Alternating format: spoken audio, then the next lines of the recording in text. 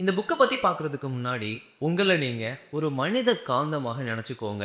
ஏன் அப்டின்னா, மனப்போக்கை மாற்றுங்கள், உங்கள் வாழ்க்கையும் மாறும். Attitude is everything. இந்த புத்தகத்துல இல்லாததே இல்லங்க. ஒரு மனுஷனுக்கு என்னலாம் தேவைப்படுமோ, என்னலாம் ஆசை இருக்குமோ, என்னலாம் கஷ்டம் வருமோ, எல்லாத்தையும் தான் மனசு மூலியமா சரி பண்ணி, எப்படி மேல வந்து வருதுன்னு சொல்லிட்டு இந்த புத்தகத்துல சொல்லியிருந்தாங்க. நான் ஒரு 100 சுய முன்னேற்ற புத்தகங்கள் படிக்கிறேன் அப்டின்னா, அதுல 90 புத்தகங்கள்ல பிரபஞ்சத்த பத்தி இருக்கும். இந்த ஒரு புத்தகமுமே, முழு புத்தகமுமே பிரபஞ்சத்த பத்தி தான். இதுல நெறைய ட்ரிக்ஸ்ன்னே வந்து சொல்றாங்க. உங்களுக்கு மேபி பிரபஞ்சத்தின் மேல நம்பிக்கை இல்ல அப்டின்னா, உங்களுக்கு ஒரு மதம் இருக்கும் இல்லையா? அந்த மதத்த வந்து எடுத்துக்கிட்டு, அதுட்ட வந்து கேட்க ஆரம்பிங்க. எல்லா சக்தியுமே இங்க வந்து ஒண்ணுதாங்க. நம்ம மனசு சரியில்ல அப்டின்னா, எந்த மதத்த வணங்குனாலும் அதுல நல்லது நடக்காது. ஸோ மனசு தான் எல்லாமே. ஸோ இந்த ஒரு புத்தகத்துல ஒரு 12 லெசன்ஸ் வந்து இருக்கு. 12 பாடங்கள் இருக்கு. ஒன் பை ஒன்னா வந்து பார்க்கலாம். ஃபர்ஸ்ட் பாடம் உங்கள் மனப்போக்கு என்ற கண்ணாடி ஜன்னல் வழியாகத்தான் நீங்கள் இவ்வுலகத்தை பார்க்கிறீர்கள். மனப்போக்கு அப்படிங்கிற கண்ணாடினா என்ன அப்படின்னா, ஒரு குவளையில பாதி தண்ணீர் இருக்கு.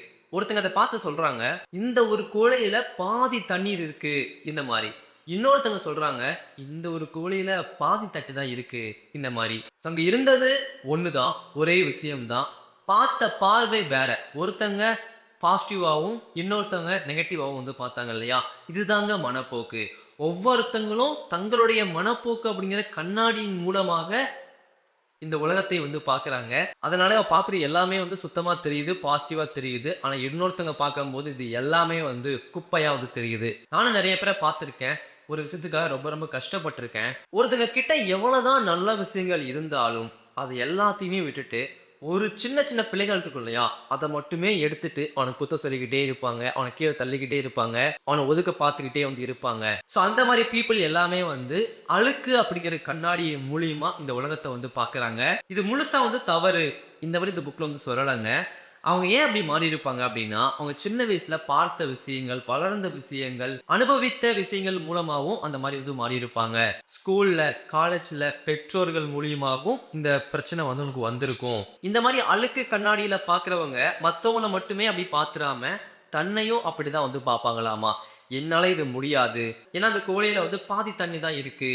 இந்த மாரி தங்களையுமே குறைத்து தான் மதிப்பிட்டுக் கொள்வார்களாம். ஸோ அப்படி நீங்க இருக்கிறீங்க அப்படின்னா, இதுவரைக்கும் நீங்க வாழ்ந்த சூழ்நிலை, கேட்ட விஷயங்கள், எடுத்துக்கொண்ட விஷயங்கள் எல்லாத்தையுமே அப்படியே அழிச்சிட்டு, தொடச்சு எடுத்துட்டு, புது கண்ணாடி வழியா உங்க வாழ்க்கைய வந்து பார்க்கணுங்க. உங்க வாழ்க்கை வந்து பாசிட்டிவா வந்து மாறும். ஸோ அதிலேயே வந்து பார்க்குறீங்க அப்படின்னா, ஒரு 10 சூப்பரான பாயிண்ட் வந்து சொல்றாங்க. எதிர்மறை அப்படிங்கிறது நெகட்டிவ். நேர்மறை அப்படிங்கிறது பாசிட்டிவ். எதிர்மறை மனப்போக்குடன் இருக்கும் நபர் என்னால் முடியாது என்று நினைக்கிறார். நேர்மறை மனப்போக்குடன் இருக்கும் நபர் என்னால் முடியும் என்று சிந்திக்கிறார். எதிர்மறை மனப்போக்குடன் இருக்கும் நபர் பிரச்சனையில் உழன்று கொண்டிருக்கிறார். நேர்மறை மனப்போக்குடன் இருக்கும் நபர் தீர்வுகளின் மீது தன் கவனத்தை குவிக்கிறார். சூப்பர் பாயிண்ட் இல்ல. அடுத்து எதிர்மறை மனப்போக்குடன் இருக்கும் நபர் பிறரிடம் குற்றம் குறைகளை கண்டுபிடிக்கிறார். நல்ல விஷயங்களே இருந்தாலும் அவன்ட்ட என்ன குற்றம் இருக்கு அதை கண்டுபிடிச்சு அப்படி எடுக்கிறாரு. நேர்மறை மனப்போக்குடன் இருக்கும் நபர் பிறரிடம் நல்லவற்றை காண்கிறார். எதிர்மறை மனப்போக்குடன் இருக்கும் நபர் தன்னிடம் இல்லாதவற்றின் மீது கவனத்தை செலுத்துகிறார். நேர்மறை மனப்போக்குடன் இருக்கும் நபர் தன்னிடம் உள்ள ஆசீர்வாதங்களை நினைத்து பார்க்கிறார். அடுத்து எதிர்மறை மனப்போக்குடன் இருக்கும் நபர் வரம்புகளை பார்க்கிறார். நேர்மறை மனப்போக்குடன் இருக்கும் நபர் சாத்தியக்கூறுகளை பார்க்கிறார். ரொம்ப சிம்பிளா சொல்லணும் அப்படின்னா நெகட்டிவ் ஆனவங்களும் பாசிட்டிவ் ஆனவங்களும் எப்படி இந்த உலகத்தை வந்து பார்க்குறாங்க அப்படிங்கிறத சொல்றாங்க. நீங்க எப்படி பார்த்துக்கிட்டு இருக்கீங்க அப்படிங்கிறத யோசிச்சுட்டு அதை மாத்திக்க முடிஞ்சா சீக்கிரமா வந்து மாத்திக்க பாருங்க. அது செகண்ட் ஒன். நீங்கள் ஒரு மனித காந்தம். இத படிக்கும்போது எனக்குள்ள ஒரு ஒரு ஃபீல் கிடைக்குது. ஏன்னா நானுமே பிரபஞ்சத்த பத்தி ஒரு 3 புத்தகம் எழுதிட்டேன். அத படிச்ச மேக்ஸிமம் பேரு அதுக்கு நல்ல ரேட்டிங் தான் வந்து குடுத்துருக்காங்க. ஸோ இந்த ஒரு டாபிக் வந்து எனக்கு ரொம்ப ரொம்ப புடிச்சிருந்துச்சுங்க. உங்களால் முடியும் என்று நீங்கள் சிந்தித்தாலும் சரி, உங்களால முடியாது என்று நீங்கள் சிந்தித்தாலும் சரி, உங்களுடைய எண்ணம் சரிதான். ஒரு டே ஃபுல்லா ஒருத்தங்க எதை பத்தி அதிகமா சிந்திக்கிறாங்களோ, அவங்க அதுவாகவே ஆகுறாங்க. இது ஒரு மாயமோ, மந்திரமோ கிடையாதுங்க. அவங்க மனசு வந்து தயார்படுத்துறாங்க. ஏன்னா, எண்ணங்கள் தான் உணர்வா மாறும். அந்த உணர்வு தான் அந்த செயல வந்து செய்ய வைக்கும். அந்த செயல் தான் விளைவ வந்து குடுக்கும் இல்லையா? அப்ப முதல் விஷயம் என்ன? அந்த ஒரு எண்ணம் தான். உங்க மனசுல தோன்றக்கூடிய விஷயங்கள் தான். ஸோ உங்களுக்கும் சரி, எனக்கும் சரி ஒரு நாள் தான் குடுக்கப்படுது. அந்த ஒரு நாள்ல நம்ம எந்த அளவுக்கு பாசிட்டிவா திங்க் பண்றோமோ, அது வந்து நடக்க ஆரம்பிக்க போகுது. அதனால இனிமே நீங்க பாசிட்டிவா திங்க் பண்ண போறீங்களா? நெகட்டிவா திங்க் பண்ண போறீங்களா? அப்படிங்கிறத முடிவு பண்ணிக்கோங்க. நிச்சயமா நம்ம லைஃப்ல வந்து நெறையா விஷயங்கள் நடக்கும் அப்படிங்கிறதுனால, எதிர்மறை எண்ணங்களும் வரதான் செய்யும். இதனால முடியுமா? முடியாதோ? என்ன நடக்குமோ? இந்த மாரி பிரச்சனைலாம் வந்து வரதான் செய்யும். ஆனா, அது எல்லாத்தையும் விட பாசிட்டிவான சிந்தனை வந்து அதிகமாக இருக்கணும்னு சொல்லிட்டு இந்த புத்தகத்துல வந்து சொல்றாங்க. இது 2வது டாபிக்கா வந்து சொல்றாங்க. அதே மாதிரி நீங்க எத வந்து அதிகமா கவர்ந்து இழுக்கிறீங்களோ, அதுதான் உங்களுக்கு வந்து கிடைக்க போது. நான் வந்து இதுதான், என்ன யாருக்கும் பிடிக்காது. இவங்க எப்படியும் ஒத்துக்கொள்ள மாட்டாங்க. இந்த மாரி நம்ம திங்க் பண்ணிட்டே இருக்கிறோம் அப்படின்னா, நீங்க அத தான் வந்து கவர்ந்து இழுக்கிறீங்க. அவங்க அத பத்தி யோசிக்கவே இல்ல அப்படின்னா கூட, நீங்களாகவே அத கவர்ந்து இழுத்து அத பண்ண வச்சுடுவீங்க. 3வது லெசன். வெற்றியை உங்கள் மனதில் காட்சிப்படுத்துங்கள். ஒரு விஷயத்தை செய்வதற்கு முன்பாக, அதை உங்கள் மனதில் தெளிவாக பார்க்க வேண்டும். ஒரு குட்டி ஸ்டோரின்னு சொல்றாங்க. பிரபலமான பாடகியான செலின் டியான் அப்படிங்கிற ஒருத்தங்க ஒரு பேட்டி அளிக்கிறாங்க. அந்த பேட்டியில கேட்குறாங்க, "நீங்க பாடகரா ஆவீங்கன்னு நெனச்சீங்களா? நீங்க உலக புகழ்பெற்ற பாடகியா ஆகியிருக்கீங்க இல்லையா? நீங்க இப்படி ஆவீங்கன்னு நெனச்சீங்களா?" இந்த மாரி கேட்கும்போது அவங்க என்ன சொன்னாங்க அப்படின்னா, "என்னோட 5 வயதிலிருந்து நான் ஒவ்வொரு நாளும் பாடகியா ஆவேன்னு சொல்லி நானே வந்து காட்சிப்படுத்துவேன். நான் ஒரு ஸ்டேஜ்ல நின்னு பாடுற மாதிரியும், மக்கள் அத ரசிக்கிற மாதிரியும், என்ன ஒருத்தவங்க பேட்டி எடுக்கிற மாரியும், இந்த செகண்ட் வரைக்குமே நான் என்னோட மனசுல வந்து எல்லாத்தையுமே காட்சிப்படுத்திக்கிட்டு இருக்கேன்." இந்த மாரி ஷாக்கிங்கான ஒண்ணு வந்து சொன்னாங்க. இப்படி வெற்றி பெற்ற மனிதனுடைய கதைய வந்து கேட்கும்போது தான், பிரபஞ்சத்து மேல ரொம்ப ரொம்ப நம்பிக்கை வருது. நம்பிக்கைய வச்சு மட்டுமே நான் வாழ போறது கிடையாதுங்க. நானும் பிரபஞ்சத்துக்கிட்ட கேட்க தான் போறேன், எழுதி வைக்க தான் போறேன். அப்படி எழுதி வச்சதுல 100க்கும் மேற்பட்ட விஷயங்கள் என் லைஃப்ல வந்து நடந்துச்சு. எல்லாமே வந்து நடந்துச்சு. நீங்க ஒண்ண மட்டும் இந்த வாழ்க்கையில வந்து மறுக்கவே முடியாது. நம்ம வாழ்றோம், ஓடுறோம், தீயது, கெட்டது எல்லாமே வந்து இருக்குது. ஆனா, ஏதோ ஒரு சக்தி இந்த பூமியில வந்து இருக்குது. நம்மள வந்து இயக்குது. அத நீங்க ஃபீல் பண்றீங்க இல்லையா? அதுதாங்க இந்த பிரபஞ்சம்னு சொல்லி நெறைய வெற்றி பெற்ற மனிதர்கள் வந்து சொல்லியிருக்காங்க. நானும் அதையே வந்து சொல்லிக்கிறேன். அதுக்கு பேரு வந்து நீங்க பிரபஞ்சம்னு வச்சாலும் சரி, இல்ல கடவுள்னு வச்சாலும் சரி, அது உங்களுடைய விருப்பம் தான். இதெல்லாம் யாராச்சும் பண்ணிக்கிட்டு இருப்பாங்களா ப்ரோ? வேல பார்த்தோமா, சம்பாரிச்சோமா, அப்படியே போய்க்கிட்டு இருக்கணும். இந்த மாரி நெனைக்கிறீங்க அப்படின்னா அப்படி கிடையாது. பெருசா சாதிச்ச எல்லாருமே அந்த காட்சிப்படுத்துதல வந்து தெரிஞ்சோ, தெரியாமலேயோ பயன்படுத்திக்கிட்டு இருப்பாங்க. ஒரு மளிகை கடை அண்ணாச்சிக்கு வந்து ஒரு சூப்பர் மார்க்கெட் வைக்கணும்னு சொல்லி ஆசை இருந்திருக்கும். அவருக்கு பிரபஞ்சத்த பத்தி தெரிஞ்சிருக்காது. ஆனா ஒவ்வொரு நாளும் அந்த கடைக்கு போகும்போதெல்லாம், நம்ம கடைய ஒரு மிகப்பெரிய கடையா வந்து மாத்தணும். இப்படி இருக்கணும். ஒரு 10 பேரு வேல பார்க்கணும். இந்த மாரி நெனச்சுக்கிட்டே இருக்கிறாங்க இல்லையா? அதுதான் வந்து காட்சிப்படுத்துதல். அது ஒரு நாள் வந்து உண்மையா வந்து நடக்க ஆரம்பிக்கும். நீங்க பிரபஞ்சத்த பத்தி தெரிஞ்சிருந்தாலும் சரி, தெரியாம இருந்தாலும் சரி, அது வந்து நடக்க ஆரம்பிக்கும். ஸோ, உங்களுக்கு வேணும் அப்படிங்கிறத உங்க மனசுல வந்து காட்சிப்படுத்த ஆரம்பிங்க. இப்படிதான் ஒருத்தங்களுக்கு ஒரு நீதிபதி ஆகணும்னு சொல்லி கனவு வந்து இருந்திருக்கு. அவங்களுக்கு பெருசா வந்து நம்பிக்கை இல்ல. நம்பிக்கைய வர வைக்கிறதுக்கு இந்த புக் வந்து எழுதுனாங்க இல்லையா? அவங்க என்ன பண்ணியிருக்காங்க அப்படின்னா, உங்களுடைய பேர போட்டுட்டு நீதிபதின்னு சொல்லிட்டு ஒரு போர்டு வந்து வைங்க. வீட்டுக்கு வெளியே இல்ல, வீட்டுக்கு உள்ள வந்து வைங்க. நீங்க நீதிபதி ஆனதும் வெளிய எடுத்து வச்சுருங்க. இந்த மாரி சொல்லியிருக்காங்க. ஒவ்வொரு நொடியும், ஒவ்வொரு நாளும் அந்த போர்ட வந்து பார்த்துட்டே இருப்பாங்க இல்லையா? ஸோ ஆட்டோமேட்டிக்கா அவங்க மூளைக்கு வந்து செய்தி வந்து அனுப்பப்பட்டுருச்சு. இவன் வந்து நீதிபதியா தான் ஆசைப்படுறான். இவனுக்கு அத குடுக்கலாம். அதற்கான வேலைய வந்து பார்க்க ஆரம்பிக்கலாம்னு சொல்லிட்டு, உங்களுடைய மூளையே அதற்கான வேலைய வந்து பார்க்க வந்து ஆரம்பிச்சுருங்க. ஸோ இப்படி தான் வந்து இந்த ஒரு காட்சிப்படுத்துதல் வந்து செயல்படுது. உங்களுக்கு என்ன வேணுமோ, அத வந்து உங்களுடைய வால்ல வந்து ஸ்டிக் பண்ணி வச்சுட்டு, அத பார்க்க ஆரம்பிங்க. நீங்க என்ன ஆக ஆசைப்படுறீங்களோ, அத வந்து உங்க பெயருக்கு பக்கத்துல எழுதி வச்சுட்டு விட்டுருங்க. உங்க மூளை அத பார்த்துக்கிட்டே இருக்குது அப்படிங்கிறனால, ஒரு நாள் அது வந்து உண்மையா மாறிடும். எனக்கு இந்த புத்தகத்திலேயே மிக மிக பிடிச்ச ஒரு டாபிக் அப்படின்னா, உங்களை அர்ப்பணித்துக் கொள்ளுங்கள். அது மலைகளையும் நகர்த்தும். ஸ்கூல் டைம்ல, ஸ்கூல் பாடத்துல இந்த மாரி ஒரு டாபிக் மட்டும் இருந்துச்சு அப்படின்னா, நெறைய பேர் லைஃப் வந்து நிச்சயமாக மாறியிருக்கும். ஆனா, இந்த மாரி டாபிக் வந்து குடுக்கப்படுறது கிடையாது. நான் லேட்டா தான் படிச்சேன். பரவால்ல. இப்போவாச்சும் நான் படிச்சிருக்கேன் இல்லையா? அந்த திருப்தி வந்து எனக்கு இருக்கு. என்னை வழிநடத்த யாருமே இல்ல அப்படின்னாலும், நானே எனக்கு ஒரு வழிகாட்டியா பிரபஞ்சத்தோட உதவிய பயன்படுத்தி இப்போ ஆகிட்டேன். இப்ப அத பத்தி நம்ம பார்க்கலாங்க. அலெக்சாண்டர் கிரஹாம் பெல் அவங்க வந்து சொல்றாங்க, "அந்த சக்தி அது என்னவென்று என்னால் கூற முடியாது. ஆனால் அத்தகைய சக்தி இருக்கிறது என்பதையும், தனக்கு என்ன வேண்டும் என்பதை துல்லியமாக அறிந்திருந்து, அதை அடையும் வரை அதிலிருந்து பின்வாங்காதிருக்கின்ற உறுதியான மனநிலையை கொண்டிருக்கின்ற மனிதர்களுக்கு மட்டுமே அது கிடைக்கும் என்பதையும் நான் அறிவேன்." அது என்ன சக்தி அப்படின்னா, பிரபஞ்ச சக்தி தான். அர்ப்பணிப்பு அப்படிங்கிறது, இன்னைக்கு நான் ஒண்ணு பண்ண போறேன்.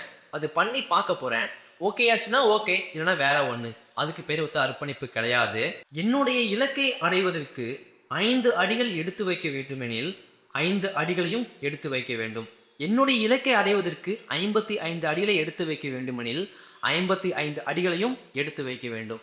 என்னுடைய இலக்கை அடைவதற்கு 5000 அடிகளை எடுத்து வைக்க வேண்டுமெனில் 5000 அடிகளையும் எடுத்து வைக்க வேண்டும். இதுதான் உண்மையான அர்ப்பணிப்பு. இதுல ஒரு உண்மையான விஷயம் என்ன அப்படின்னா, உங்களுடைய இலக்கை அடைவதற்கு நீங்க 5 அடியிலயும் அடைஞ்சிடலாம். 55 அடியிலயும் அடைஞ்சிடலாம். சில பேருக்கு வந்து போய்க்கிட்டே இருக்கலாம். கடைசியில தான் அது கிடைக்கும். அது வந்து கண்டுபிடிக்க முடியாது. ஆனா அர்ப்பணிப்பு அப்படிங்கிறது இலக்கை அடையும் வரை அத திரும்ப திரும்ப திரும்ப வந்து பண்ணிக்கிட்டே இருக்கணுங்க. ஒரு அழகான எடுத்துக்காட்டையுமே சொல்றாங்க.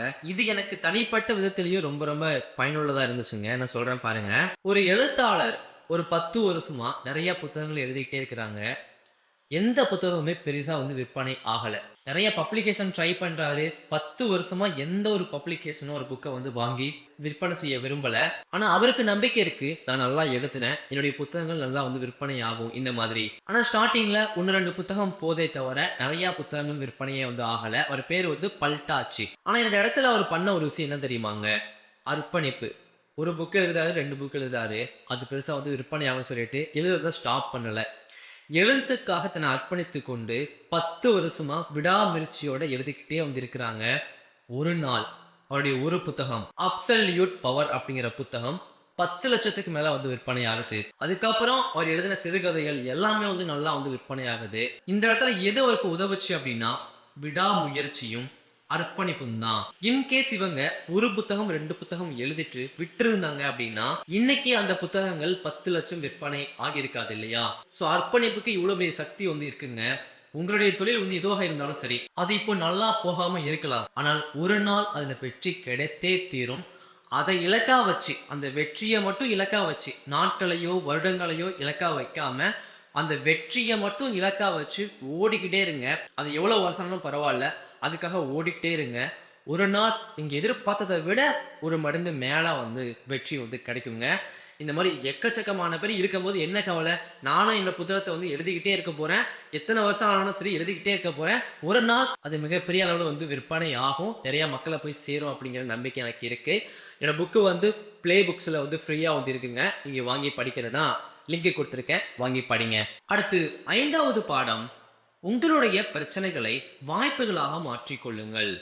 உங்கள் வாழ்வில் தோன்றுகின்ற ஒவ்வொரு இன்னலும் அதற்கு இணையான அல்லது அதைவிட மேலான பயனின் விதையாக தன்னகத்தே கொண்டுள்ளது.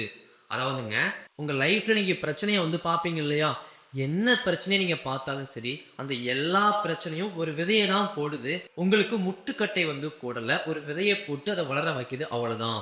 தெளிவா வந்து பார்க்கலாம். பிரபஞ்சத்தை பயன்படுத்தக்கூடிய எல்லாருக்குமே பிரச்சனையின் மூலியமா தான் தீர்வு வந்து கிடைக்குங்க. எனக்கு இவ்வளோ சம்பளத்துல இங்க ஒரு வேலை வந்து வேணும். இந்த மாதிரி பிரபஞ்சத்துக்கிட்ட நீங்க கேட்டீங்க அப்படின்னா, நீங்க இப்ப பார்த்துக்கிட்டு இருக்க வேலை இருக்கும் இல்லையா? அந்த வேலை வந்து போயிரும். ஒரு பிரச்சனையின் மூலியமா அந்த வேலை வந்து போயிரும். அதுக்கப்புறம் நீங்க கேட்டீங்க இல்லையா? அந்த வேலை வந்து விதையாவுக்கு முளைச்சு கிடைக்க ஆரம்பிக்கும். பிரபஞ்சம் எப்படி செயல்படும் அப்படின்னா, நீங்க ஒண்ணு கேட்டுட்டீங்க அப்படின்னா, அது குடுக்குறதுக்கு எல்லா முயற்சியுமே வந்து எடுக்குங்க. அது வந்து ஒரு சக்தி மூலியமா அப்படியே மேல வந்து அப்படி குடுத்துட்டு போயிராது. உங்களுக்குள்ள தான் சக்தி வந்து இருக்குது அப்படிங்கிறனால, உங்கள தான் அது வந்து பண்ண வைக்கும். உங்க மனச தான் அது வந்து பண்ண வைக்கும். ஸோ உங்கள் மூலியமா தான் கத்துக்கிட்டு அப்படியே வந்து பண்ண வைக்கும். நீங்க ஒரு மிகப்பெரிய பிசினஸ்மேன் ஆக ஆசைப்படுறீங்க அப்படின்னா, ஒரு ஃபோன் கால் மூலியமா ஒரு கடைய பிடிச்சு குடுத்து, பணத்தையும் குடுத்து உங்கள பார்த்துக்க வச்சிராது.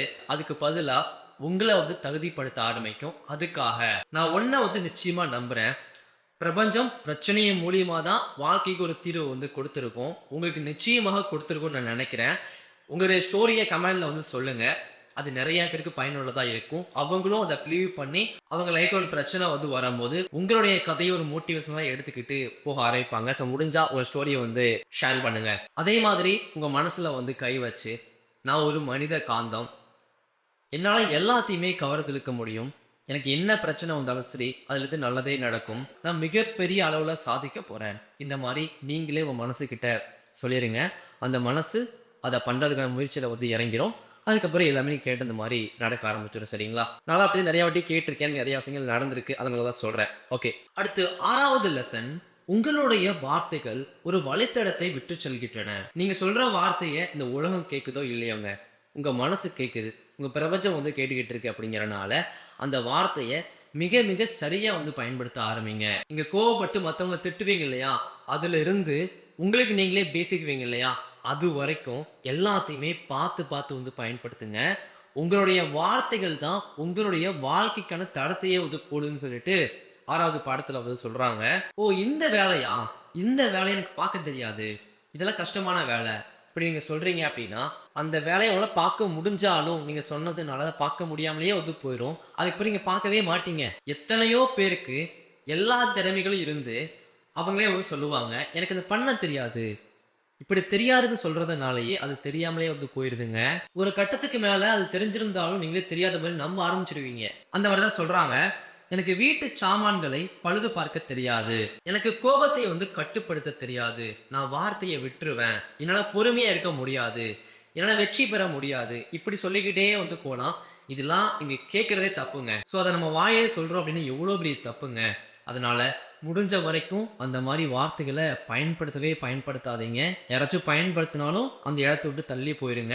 எப்போதுமே உங்கள வந்து பாசிட்டிவா வந்து வச்சுக்கோங்க. ஏன்னா, மனப்போக்கு தான் எல்லாமே. ஸோ இந்த ஒரு டாபிக் படிச்சுட்டு நான் ஒரு முடிவு எடுத்தேன்.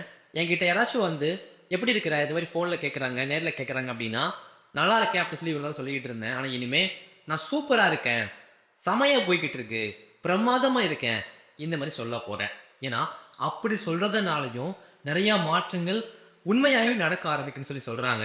ஸோ இனிமே உங்களுக்கு ஃபோன் பண்ணி யாராச்சும் நல்லா இருக்கேன்னு கேட்கறாங்க அப்படின்னா, ஏதோ லைஃப் போய்க்கிட்டு இருக்கு. கஷ்டமா போய்க்கிட்டு இருக்கு. என்ன லைஃபு?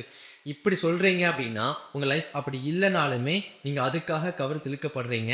அங்க நீங்க போய் சேர்ந்துருவீங்க. அதுவே லைஃப் சுமாரா ஏதோ போய்க்கிட்டு இருந்தாலும், நல்லா வந்து போய்க்கிட்டு இருக்கு. சூப்பரா வந்து போய்க்கிட்டு இருக்கு. இப்படி உற்சாகமா சொல்றீங்க அப்படின்னா, நீங்க சொன்னதுனாலேயே உங்கள அந்த இடத்துக்கு கொண்டு போய் சேர்த்துரும். அந்த ஒரு வார்த்தைகள்.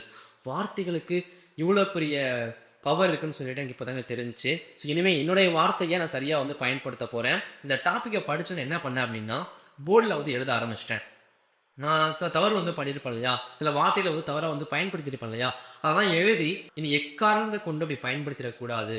எத நான் பயன்படுத்தினாலும் சரி, ஒரு 10 நிமிடம் யோசிச்சு தான் பயன்படுத்தணும். இத நான் வந்து கத்துக்க ஆரம்பிச்சிருக்கேன். சீக்கிரமா நெனச்ச மாரி நடக்கணும்னு நம்புறேங்க. ஸோ நீங்களும் நம்புங்க. ஏன்னா, நீங்கள் ஒரு மனித காந்தம். ஸோ இந்த ஒரு லெசன் தான் 6வது அண்ட் 7வது நான் சேர்த்து வந்து சொல்லிட்டேங்க. தனித்தனியா வந்து பிரிச்சுக்கோங்க. அடுத்து 8வது பாடம் குறை கூறுவதை நிறுத்திக்கோங்க. இது எல்லா புக்லயுமே படிச்ச ஒண்ணு தான். வேகமா சொல்லிர்றேங்க. இந்த உலகத்துல 100க்கு 90 பேரு நீங்க உங்க குறைய வந்து சொன்னாலும் அத கண்டுக்கவே மாட்டாங்களாமா. ஒரு 10 பேர் வேணா கண்டுக்கிட்டு பதில் சொல்லுவாங்க. ஆனா 90 பேரு அத கண்டுக்கவே போறதில்ல. அப்புறம் எதுக்காக எல்லாத்துக்கும் நம்ம குறை சொல்லிக்கிட்டே வந்து இருக்கணும். திங்க் பண்ணுங்க. குறை சொல்றதுக்கு முன்னாடி யோசிங்க. இத சொல்றதுனால ஏதாச்சும் பிரயோஜனம் இருக்கான்னு சொல்லி யோசிச்சு பாருங்க. இருந்தா சொல்லுங்க. ஆனா சொல்லாம இருக்கிறதே ரொம்ப ரொம்ப நல்லதுன்னு சொல்லிட்டு, இந்த புக் மட்டும் கிடையாது.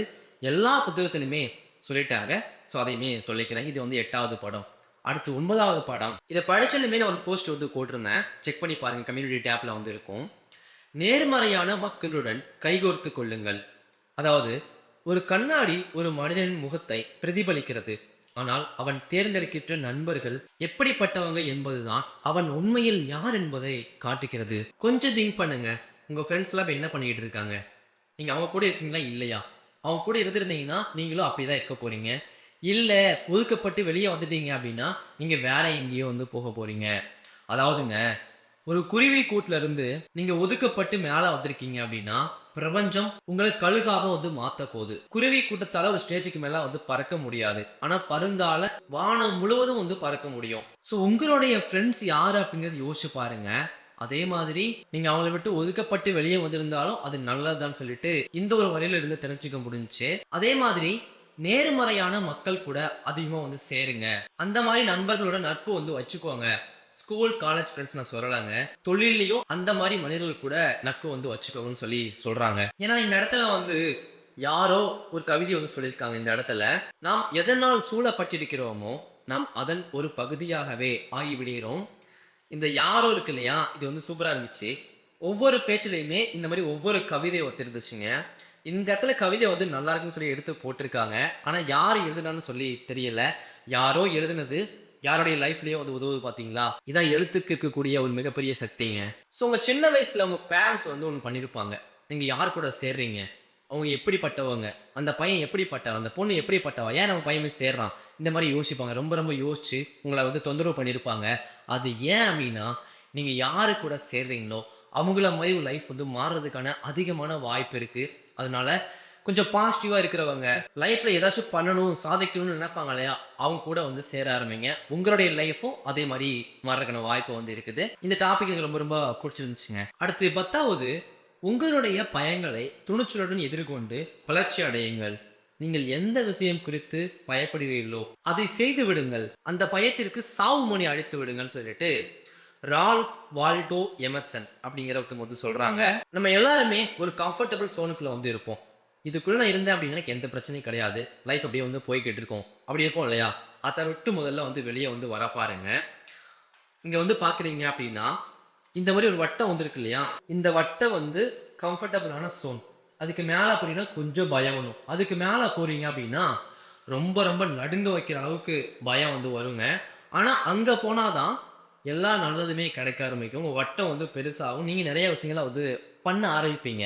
நீங்க இன்னைக்கு பார்த்த எல்லா வெற்றியாளர்களுமே, ஒரு நாள் அவங்களுடைய பயத்தை வந்து துணிச்சலாக எதிர்கொண்டு, இன்னைக்கு வந்து வெற்றி அடைஞ்சிருப்பாங்க. மேரி கியூரின்னு ஒருத்தவங்க சொல்றாங்க, "வாழ்க்கையில் நீங்கள் எதைக் கொண்டும் பயப்படத் தேவையில்லை. நீங்கள் அவற்றை புரிந்து கொள்ள வேண்டியது மட்டுமே முக்கியம்." பயப்படணும் அப்படிங்கிற அவசியமே கிடையாதுங்க. நம்ம யாருக்காகவும், எதுக்காகவும் பயப்பட வேண்டிய அவசியமே கிடையாது. அத புரிஞ்சு செயல்படணும் அவ்வளதான். எனக்கு இந்த வேலை போச்சுன்னா என்ன பண்றதுங்கிற பயம். இப்படிலாம் பயம் ஒண்ணு இருக்குது அப்படின்னா, அது கொஞ்சமா இருந்துச்சுன்னா பிரச்சனை இல்ல. பயம் அப்படிங்கிற ஒண்ணு வந்து நம்ம வாழ்க்கைக்கு வந்து உந்துதலா இருக்கும். நம்ம ஃபேமிலிய காப்பாத்த முடியாம போச்சுன்னா என்ன பண்றது? பயம் தான் கொஞ்சம் நல்லா வந்து வேலை பண்ண வைக்கும். ஆனா அந்த ஒரு பயமே ரொம்ப அதிகமாக இருக்கும்போது, நம்மள எதுவுமே வந்து பண்ண வந்து விடாதுங்க. செல்வத்தை இழப்பவன் அதிகமானவற்றை இழக்கிறான். ஒரு நண்பனை இழப்பவன் அதைவிட அதிகமானவற்றை இழக்கிறான். ஆனால் துணிச்சலை இழப்பவன் எல்லாவற்றையுமே இழக்கிறான். நீங்க என்ன பண்ண போறீங்க அப்படிங்கிறத திங்க் பண்ணி, முடிவு பண்ணி செயல்ல வந்து இறங்குங்க. அடுத்து 11வது களத்தில் இறங்கி தோல்வியை தழுவுங்கள். தோல்வி என்பது அதிக புத்திசாலித்தனமான மீண்டும் தொடங்குவதற்கான ஒரு வாய்ப்பு மட்டுமே. தோல்வி இல்லாம இந்த உலகத்துல யாருங்க வெற்றி அடைஞ்சிருப்பாங்க? நான் ஒரு தோல்வி வந்து அடையிறேன் அப்படின்னா, அது சூப்பரா இருக்குப்பா, நல்லா இருக்குது, அதே மாரி பண்ணுன்னு சொல்லிட்டாங்க அப்படின்னா, என்னால அவங்க கிட்ட நல்ல பேர் வாங்கியிருக்க முடியுமே தவிர, அத தாண்டி என்னோட பொருள் வந்து வேற இடத்துக்கு போகும்போது ஒரு மிகப்பெரிய அடி நான் வாங்கியிருப்பேன். ஸோ, ஃபர்ஸ்ட் இடத்திலே தோல்வி வந்து வந்துருச்சு அப்படின்னா, அத நான் மேம்படுத்தி அந்த இடத்துக்கு அனுப்பும்போது, அங்க நல்ல ரிசல்ட் வந்து எனக்கு கிடைக்கும். ஸோ, தோல்வி வந்து ரொம்ப ரொம்ப முக்கியம். நான் எந்த இடத்துல வந்து கத்துக்கிட்டேன் அப்படின்னா, என்னுடைய முதல் புக்க நான் லான்ச் பண்ணும்போது, நான் யாரையுமே ட்ரை பண்ணல. என்ட்ட YouTube இருந்துச்சு. நான் லான்ச் பண்ணிட்டேன். எக்கச்சக்கமான எழுத்து பிழைகள் இருந்துச்சுங்க. கதை நல்லா இருந்துச்சு. எல்லாமே சூப்பர். ஆனா, எழுத்து பிழைகள் எனக்கு தெரிஞ்ச அளவு தான் கரெக்ஷன் பண்ணியிருந்தேன். ஆனா, அதுக்கப்புறம் தான் எனக்கு புரிஞ்சுச்சு. எனக்கு இது ஒரு தோல்வி தான் இல்லையா? அந்த தோல்விய பார்த்துட்டு நான் அப்படியே வந்து உட்காரல. அதுக்கப்புறம் யார்ட்ட கொடுத்தா எழுத்து பிழை திருத்துவாங்க? இதெல்லாம் தெரிஞ்சுக்கிட்டு, அத நான் பண்ண ஆரம்பிச்சேன். இப்படி உங்களுடைய லைஃப்ல, உங்களுடைய தொழில்ல நீங்க பார்க்கக்கூடிய தோல்விகள் தான் உங்கள வந்து மேம்படுத்த போது. ஸோ தோல்விய வந்து தைரியமா, சந்தோஷமா அத வந்து அனுபவிச்சு மேல வந்து வர பாருங்க. லைஃப் வந்து ரொம்ப ரொம்ப சூப்பரா வந்து இருக்குங்க. நான் இந்த இடத்துல மார்க் பண்ணி வச்சிருந்தேன். அது காமிக்கிறேன் பாருங்க. நீங்கள் தோல்வி அடைத்தால் நீங்கள் ஏமாற்றம் அடையக்கூடும். ஆனால் நீங்கள் முயற்சி செய்யவில்லை என்றால் அழிவை சந்திப்பீர்கள். எவ்வளோ பெரிய வார்த்தைங்க இது. ஸோ பரவால்ல. நீங்க தோத்தாலும் பரவால்ல. யார் என்ன சொன்னாலும் பரவால்ல. முயற்சியில வந்து இறங்குங்க. அடுத்து 12வது பாடம். சிறப்பான விளைவுகளை பெற்றுக் கொடுக்கின்ற தொடர்பு வட்டத்தை உருவாக்கிக் கொள்ளுங்கள். உங்கள சுற்றி ஒரு நல்ல ஒரு தொடர்பு வட்டம் வந்து இருக்கணுங்க. அதாவது உங்கள நீங்க சோசியலைஸ் வந்து பண்ணிக்கோங்க. சோசியலைஸ் பண்றது அப்படிங்கிறது ட்ரிங்க்ஸ் பண்றது, ஸ்மோக் பண்றது, சுத்துறது அது கிடையாது. உங்க பிசினஸ்க்கு தேவையான மக்கள வந்து உள்ள சேர்த்துக்கோங்க. அவங்களுக்கு உதவி பண்ணுங்க. இந்த மாரி சின்ன சின்ன விஷயங்களா இருக்கு இல்லையா? அதெல்லாம் வந்து பண்ணுங்க. முடிஞ்சா நீங்க நெறைய பணம் வந்து சம்பாரிச்சிட்டீங்க அப்படின்னா, இன்னொரு 10 பேருக்கு வந்து அந்த பணத்த வந்து குடுத்து உதவி பண்ணுங்க. அவங்களும் நல்லா இருப்பாங்க. ஸோ இதையுமே சொல்லியிருக்காங்க. ஸோ என்னோட பார்வையில இந்த புத்தகம் வந்து இப்படிதாங்க இருந்துச்சு. ரொம்ப ரொம்ப நல்லா இருந்துச்சு. ஒவ்வொரு புத்தகமும் நமக்கு ஒவ்வொண்ணா வந்து கற்று தரும் இல்லையா? இந்த புத்தகமும் எனக்கு நெறைய விஷயங்கள வந்து கற்றுக் கொடுத்துச்சு. அத நான் என் லைஃப்ல வந்து அப்ளை பண்ண போறேன். ஸோ இந்த உலகத்துல வந்து அவனுக்கு மட்டும் தான் அது கிடைக்கும். இவனுக்கு மட்டும் தான் அது கிடைக்கும் அப்படிலாம் இல்லாம, எல்லாருக்கும் ஒரே மாரி நூல் தான் இருக்குது. அத நம்ம பயன்படுத்திக்கிற விதத்துல தான் எல்லாமே வந்து மாறப்போகுது அப்படிங்கிறத உங்க மனசார வந்து நம்பி, உங்க மனசையும் வெற்றிக்கு ஏத்த மாரி மாத்திக்கிட்டு ஓட ஆரம்பிங்க. ஒரு மிகப்பெரிய வெற்றில போயிட்டு நீங்க நிப்பீங்க. இந்த வீடியோ உங்களுக்கு பிடிச்சிருக்கும்னு நம்புறேன். பிடிச்சிருந்துச்சு அப்படின்னா, உங்க ஃபிரெண்ட்ஸ் அண்ட் ஃபேமிலிக்கு வந்து ஷேர் பண்ணுங்க. தொடர்ந்து பயணிப்போம். நன்றி.